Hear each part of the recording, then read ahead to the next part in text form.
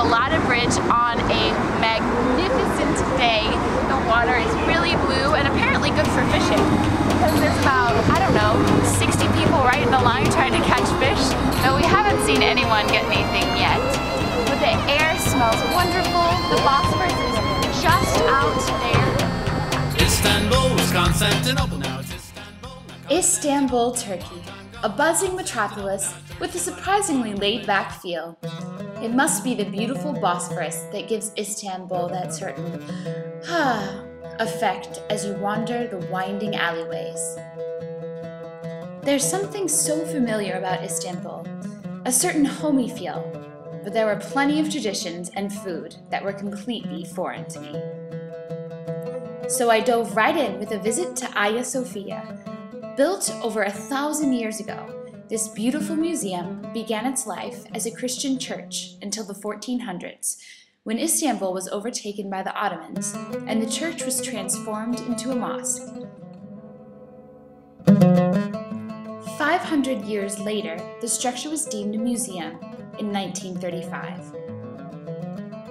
As the paint begins to peel away with the years, you can see Christian and Islamic symbols alongside of each other. A fascinating sight which I've never seen anywhere else in the world.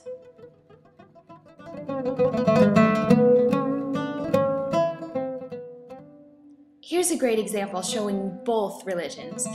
You can see that there is a dark brown cross that's been painted over with black symbols. Next, our gracious hosts, Burak and Didem, took me for my first Turkish tea, a black tea that is served in a small, clear glass. After the refreshments, it was time for lunch, where kofta was on the menu. Kofta is a minced meat, typically lamb or beef, mixed with spices. It was served with fresh bread, bean salad, and peppers. Yum-oh! With a full belly, we ventured to the Grand Bazaar, or should I say, shopper's paradise. With indoor alley after alley of jewelry, rugs, lamps, and other traditional trinkets for sale, it would be easy to spend an entire day here. Mainly because once you're inside, you might not be able to find your way out. But don't worry, there are several cafes to help keep your energy up while shopping. That's where I found my first cup of Turkish coffee. It's not for the faint-hearted, as it resembles a cup of tar more than a cup of coffee. This thick mixture is reasonably tasty, but it does pack a punch. Just make sure you don't drink the last bit, or you'll get a mouthful of sludge. If you're lucky, that sludge will turn into a wish come true. I'll make a wish, and you'll lift it. If they both come up for a while, that means my wish will come true. Then my wish might not come true, but you will still have to read my fortune. I made a wish. Alright. If they... it will not come true. No. Next, it was my turn. A little fancy shaking, a flip of my cup, and a wish made. Alright. We'll see what your fortune has in store. Well, my wish didn't come true, but my fortune was told by looking at the pattern of the coffee grounds in the bottom of the cup. One of the figures spotted was a man. Can you see him? Next up was a trip to the Sultan Ahmed Mosque, commonly known as the Blue Mosque because of its blue-tiled walls. Built in the early 1600s, it took nearly 7 years to complete and features 6 minarets, a tower structure commonly seen in mosques. It is still a working mosque, and before entering, I had to cover up my arms and legs with the wraps provided.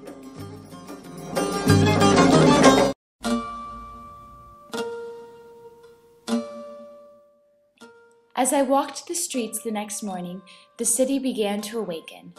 Meat roasted on spits, fresh fish was for sale, and pomegranates were being squeezed for juice.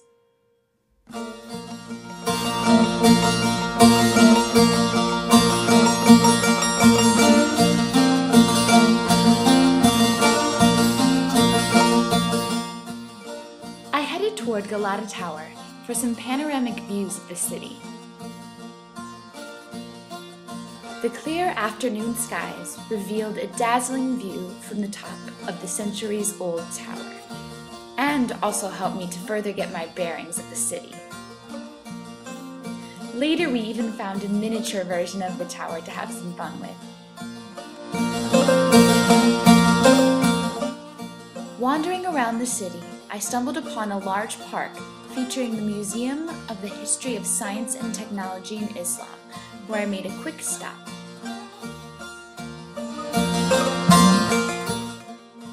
The park was full of roses of every color and bloom, so I took more than enough time to smell the roses, as well as take pictures before I headed to the spice market. We are in the spice market in Turkey, and at a crossroads of so many different things. There's spices galore, then to the other side there's leeches, which are used for medicinal purposes. I have to add a little ooh to that because it looks so gross. And then behind me there's chickens, rabbits, dogs, cats, and pigs. Whatever you want here.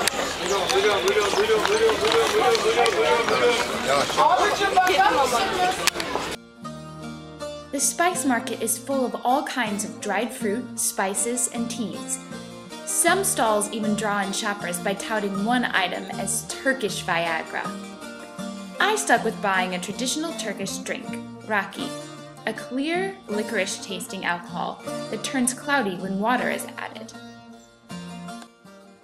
One indulgence was followed by another, with a trip to one of the many Turkish ice cream stands that line the city's streets.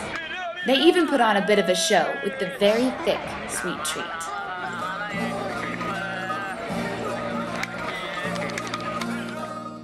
My trip in Istanbul ended with the beautiful wedding of a family friend at a venue that snuggled right up to the Bosphorus.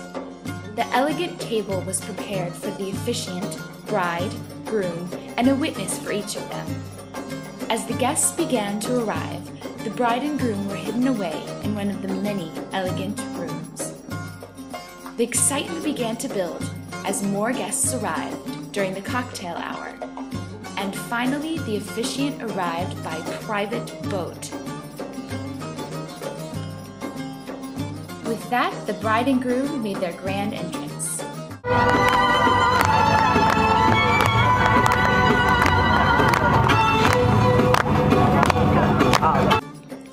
As the guests watched, a short ceremony was held and the marriage certificate was signed. A joyous party preceded the ceremony with a delicious meal, cake cutting, and dancing to popular Turkish and English songs. Nothing beats dancing the night away to the Turkish version of I Will Survive.